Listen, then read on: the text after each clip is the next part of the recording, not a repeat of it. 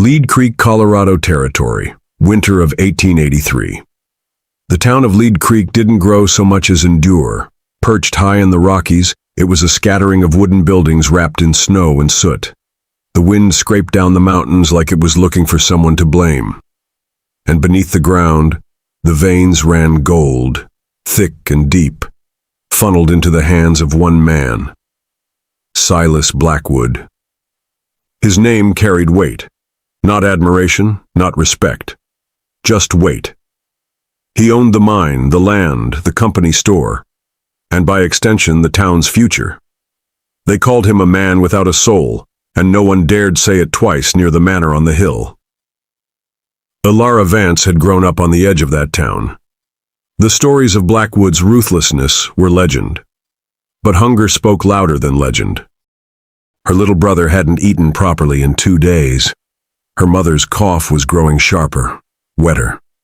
She'd pawned the last of her father's tools, taken in washing until her fingers split. Nothing stretched far enough. Only one job remained. Blackwood Manor had a reputation. Housekeepers went in, lasted a few days, and left pale and shaking, if they left at all. Some claimed he spoke to no one. Others said he raged like a madman. But he paid more than anyone else in Lead Creek. And he paid in coin. Elara sat beside her mother's bedside that night, wrapping another damp cloth around her wrist. "Don't you do it," her mother rasped, eyes tired but firm. "No job is worth your soul." Elara didn't answer. She just smoothed the blanket. By morning, she was walking up the gravel path to the manor, her best patched dress tugged smooth at the waist, her hair tied back tight. The wind tugged at her hem as she climbed. The house rose like a shadow, tall, dark, watching. She knocked. The silence behind the door felt like it was waiting. Then it creaked open. The man who stood there was built like winter, tall, sharp, and cold. Dressed in black, shoulders broad, eyes pale as frost. A jagged scar split his left brow. "What do you want?" His voice was low. "Gravel. I'm here for the housekeeping job." He studied her a moment. "They all run. I don't. The last one cried when she broke a plate. The one before stole gold. The one before that couldn't handle dust. I don't cry. I don't steal. And I know how to clean." Something flickered across his face. Not warmth. Just curiosity. "Maybe." "Fine, you start now," he said, then leaned in, voice colder. "You speak only when spoken to. Do as you're told. Be invisible. The moment you're not, you're gone. Understand?"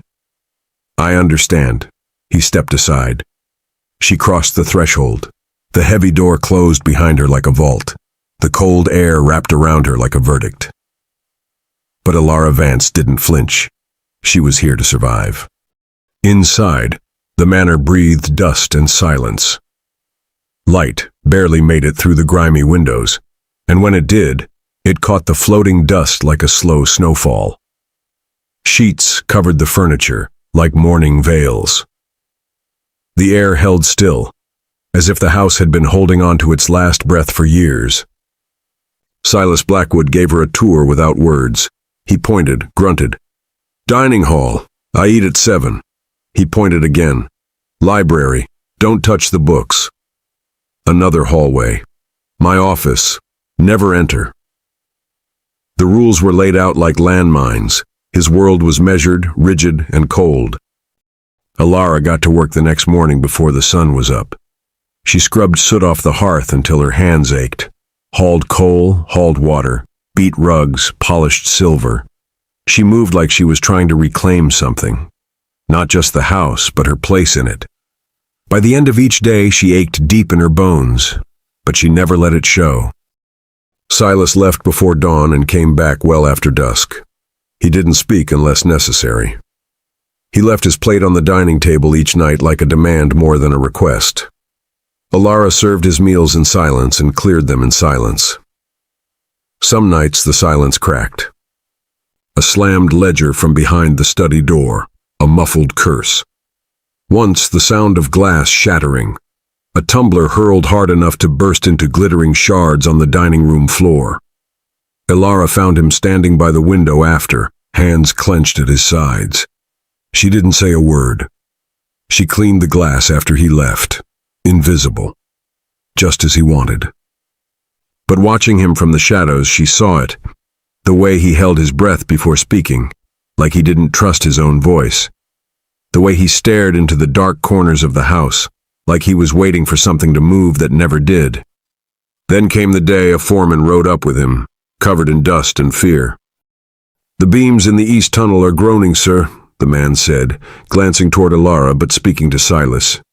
"The men are scared. It's not safe." Silas didn't flinch. "I pay them to dig, not to be scared. A collapse is a risk I'm willing to take." The foreman left with his head down. Silas rode off again without a backward glance. Ilara stood by the window, hands tight on the curtains. That was the man the town feared, the one who gambled with other men's lives like they were poker chips drawn from the earth. That night, alone in her cot, she stared at the ceiling beams and thought of her mother's voice. "No job is worth your soul." She wasn't sure anymore if she still had one left to trade. Weeks passed. The coin Ilara earned was enough to keep her mother's medicine coming, enough to quiet the cough, enough to stretch the winter food. That truth was her anchor. She had lasted longer than any housekeeper before her. She had been invisible. But Ilara was not a woman who could stay in the shadows forever. Most of the manor had been cleaned, room by room, floor by floor. All but the second story. Silas had never mentioned it, and perhaps that was why it began to pull at her. One afternoon, when the house was still and the wind barely stirred the curtains, she climbed the staircase. Dust lay thick on the banister. The hallway above was long, lined with doors that hadn't been opened in years. She moved quietly, opening shutters one by one, letting shafts of sunlight pierce the gloom. At the very end of the hallway stood a single locked door. The keyhole was rusted, but the old latch gave with enough pressure. It creaked open. The air inside smelled of old wood and something else, a kind of stillness that settled in the bones. It was a nursery. A wooden rocking horse stood frozen mid-gallop. A small cradle rested by the wall, a quilt still folded inside. Dust softened the edges of everything, but it couldn't cover the love that had once lived there. Above the mantel hung a portrait. A woman, young, serene, held a small boy in her lap. The boy's dark curls were wild, his grin mischievous. Ilara stepped closer. The child had Silas Blackwood's chin. She didn't dust the room, not properly. It felt like touching a grave. But she reached out and gently wiped the glass of the portrait with her sleeve, revealing the woman's smile in full. Then she stepped back, left the door ajar, and walked away. That night, long after Silas returned, she heard footsteps on the stairs. They paused outside the nursery, then lingered. No crash, no rage, just silence. Then the slow creak of floorboards retreating. But not back to his bedroom, back to his locked office. The next morning, Ilara found a piece of toast left untouched on his plate. A small thing, but in a house built on ritual, it was an earthquake. He hadn't punished her. He hadn't said a word. But the door had stayed open, and something in the house had shifted. The only time Ilara left the manor was once a week, basket in hand, to walk into town for supplies. At first, people offered pitying smiles, hushed questions. But as the weeks stretched on, and she kept returning, chin high, eyes steady, that pity began to turn into wary respect. That's where she met Jebediah Thorne. He was leaning against the post outside the general store like he owned the town. Fine boots, clean gloves, a gold pocket watch he made sure caught the light. The rival mine owner. Charismatic, handsome, dangerous. He tipped his hat. Miss Vance, isn't it? I've heard talk of a new shadow walking Blackwood's halls. Elara paused, shifting the basket on her arm. I'm his housekeeper. Thorne's smile widened, wolfish. Just a housekeeper? His voice was smooth, but the way he said it left a stain.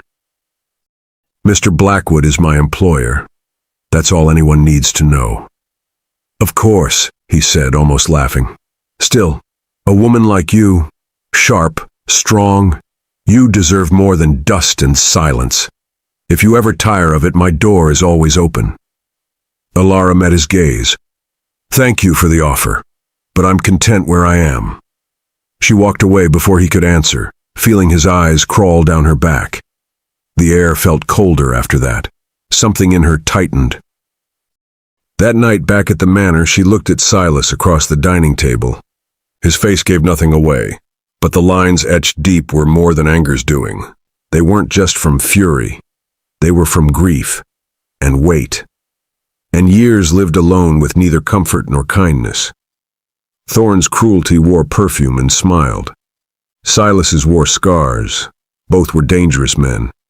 But only one had ever looked at her like she mattered, even if he didn't know how to say it. Spring came slow to the mountains.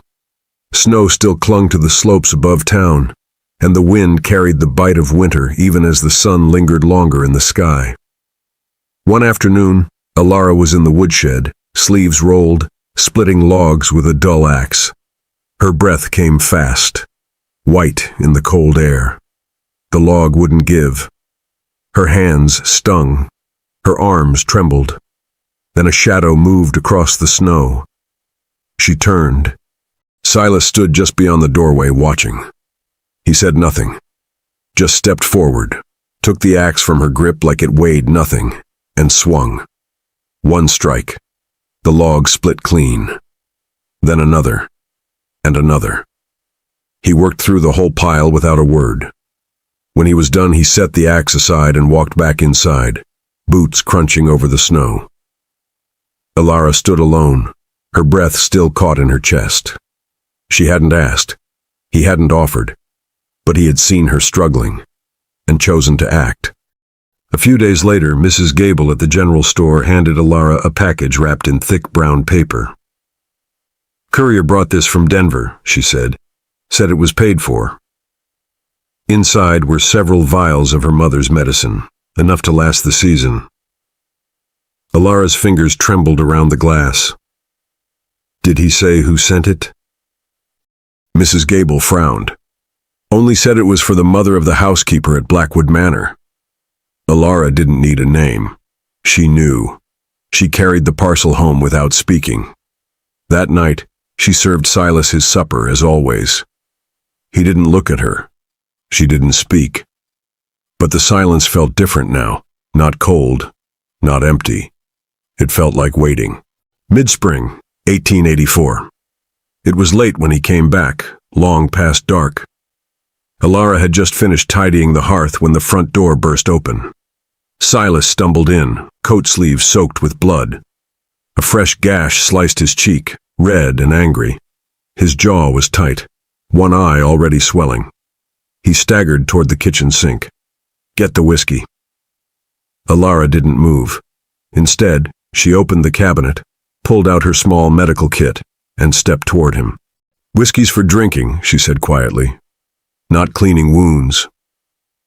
His eyes snapped to hers. That old fire flickered. "I gave you an order, and I'm ignoring it." She set the kit on the table. "Sit down." For a long moment they stood locked in silence. Then he sat.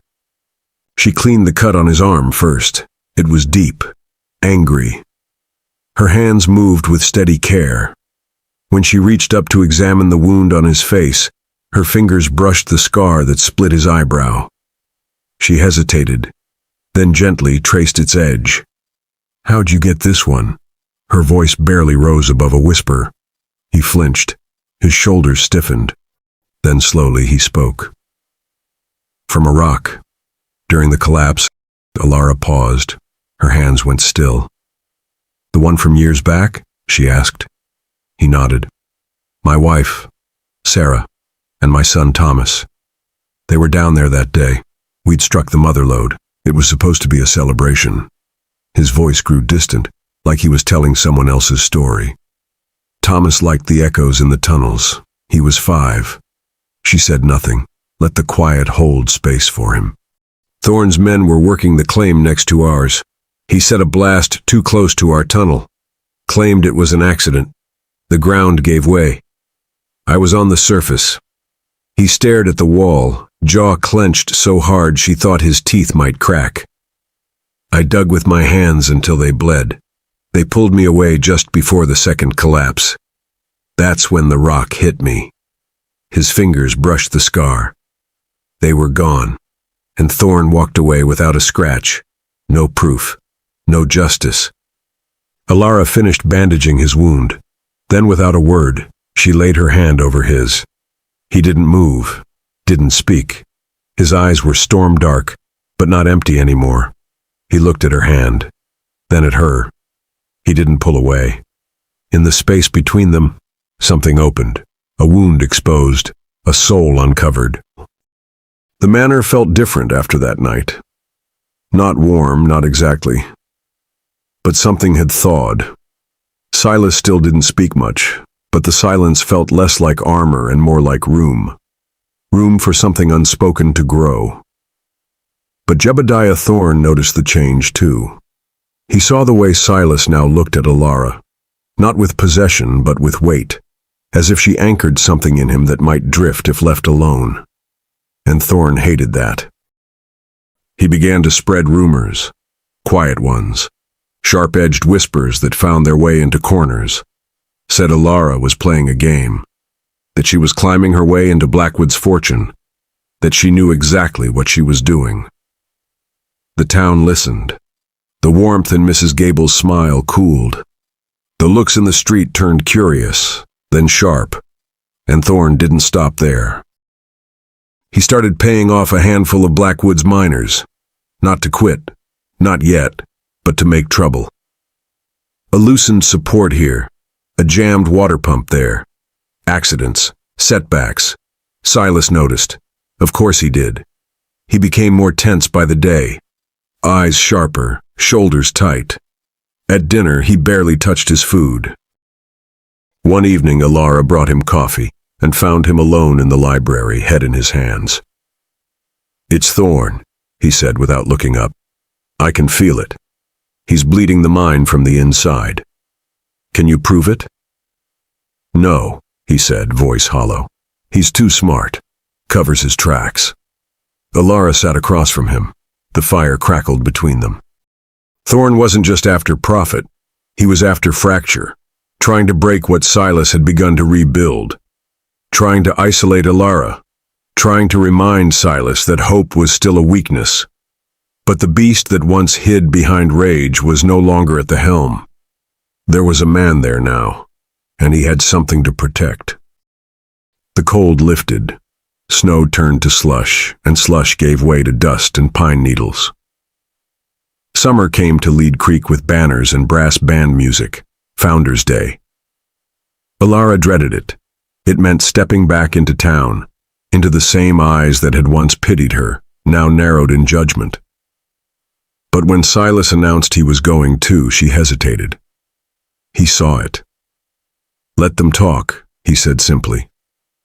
"I won't hide." The town square swelled with people. Children darted between booths.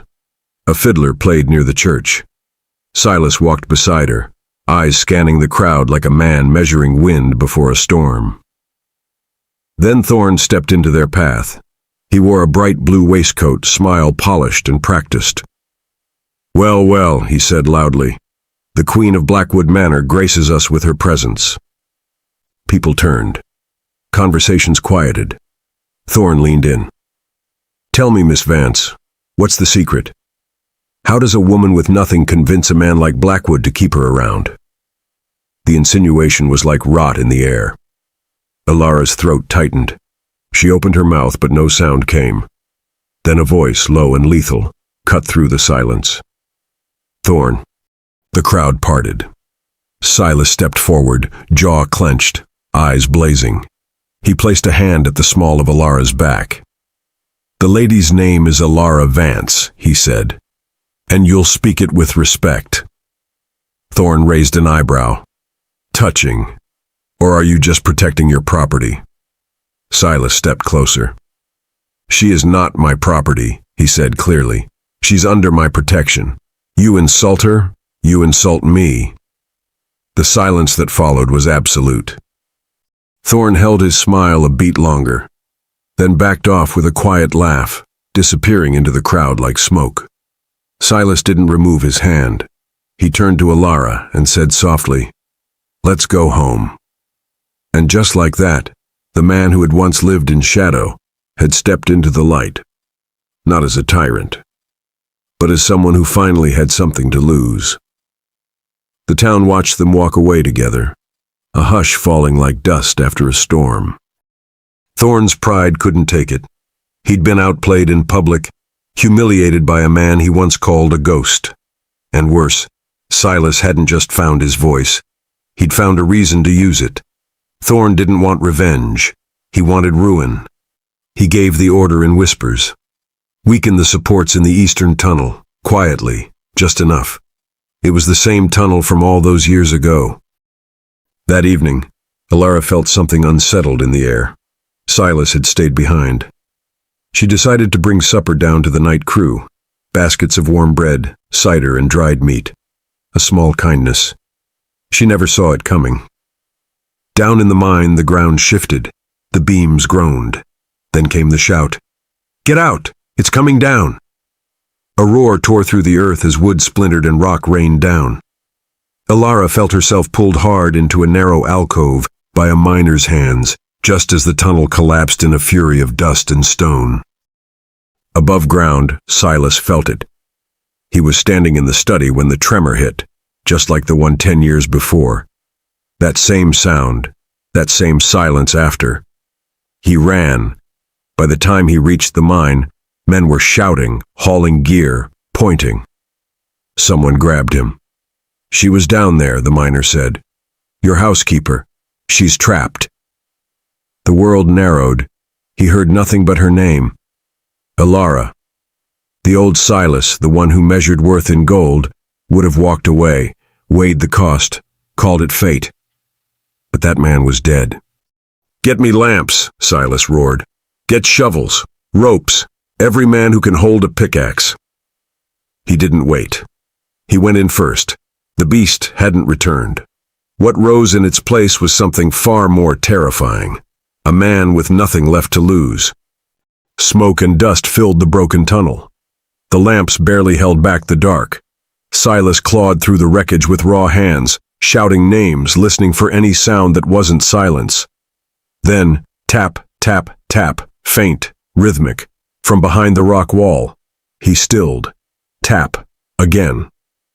"Alive," he roared. "They're alive. Get in here." The others surged forward. Miners who had once feared him now followed him without hesitation. He dug like a man reborn.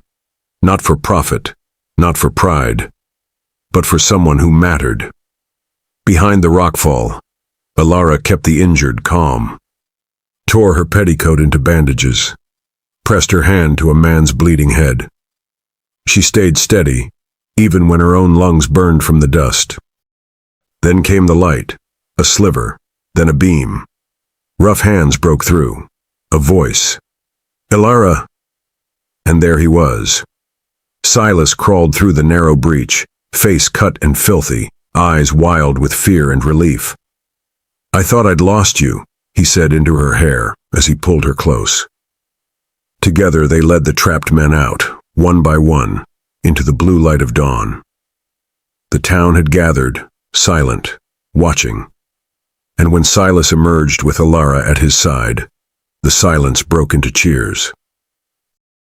He had entered the mine a man once feared. He came out a man reborn. The reckoning came swift. One of the old miners pointed into the crowd. "That man," he said, jabbing a finger. "Thorne's lackey. I saw him near the beams yesterday." The man crumbled fast. The truth spilled out like oil. The sabotage, the order, the motive. Silas didn't flinch. He kicked open the saloon doors, found Thorne mid-celebration, drink in hand. "It's over," he said. "They know what you did, today, and 10 years ago." Thorne reached for a weapon, but Silas didn't raise a hand. "You're not worth the blood," he said. He let the sheriff take him. That choice, mercy over vengeance, was the final nail in the coffin of the man Silas had once been. Late summer 1884. The mine reopened, this time with thicker beams, fairer pay, and a man at the helm who no longer hid in shadow. Lead Creek changed, but so did Blackwood Manor. The nursery door never went back on its hinges. Silas took it down himself. Elara filled the room with fresh flowers. She stitched new curtains, soft and pale. The rocking horse stayed where it was, polished clean, a memory kept, not mourned. Sometimes Silas would stand in the doorway, arms folded, just breathing. He didn't forget Sarah or Thomas, he never would. But grief no longer lived at the center of him. One evening, twilight laid itself quiet over the peaks. Elara found him in the nursery, looking out toward the pine-covered slopes beyond the window. She stepped beside him. He turned, eyes not cold anymore, just steady. "I thought this house would stay a tomb," he said, "but you brought it back." Elara looked at him. "You let me." He held her gaze. "You didn't run." She smiled, faint and certain. "I told you I wouldn't." Silas reached for her hand. "You didn't just save this house, Elara. You saved what was left of me." Then he leaned in and kissed her. It was slow, certain. No spectacle, no performance. Just a man and a woman standing in the quiet heart of a life rebuilt. When they parted, he rested his forehead against hers. She closed her eyes. Outside, the wind stirred gently through the evergreens. Inside, the house stood warm. The beast of Lead Creek was gone. In his place stood a man loved, not because he had been perfect, but because someone had looked at his ruin and stayed.